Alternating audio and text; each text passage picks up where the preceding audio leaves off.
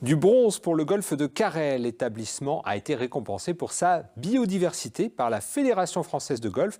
Depuis 2017, celle-ci a signé un partenariat avec le Muséum d'histoire naturelle pour décerner des labels aux clubs qui font des efforts, qui préservent la faune et la flore. Un reportage de Tara Lagoutte.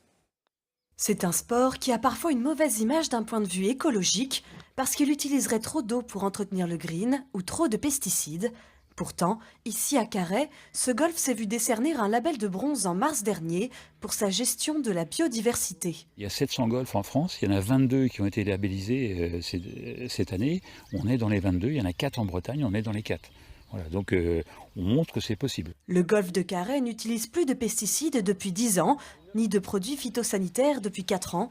Mais pour obtenir ce label de bronze et aller encore plus loin, la structure a fait appel à un naturaliste. Il y a un petit papillon de nuit là. Hop, oui, je l'ai eu. J'ai eu le petit papillon de nuit, voilà, un petit nocturne.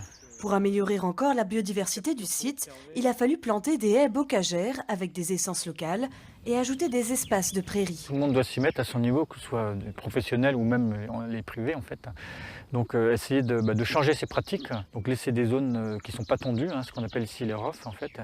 Donc moi ce que j'ai proposé c'est que les zones non tendues soient plus importantes en fait. Ces zones non tendues correspondent à des prairies naturelles.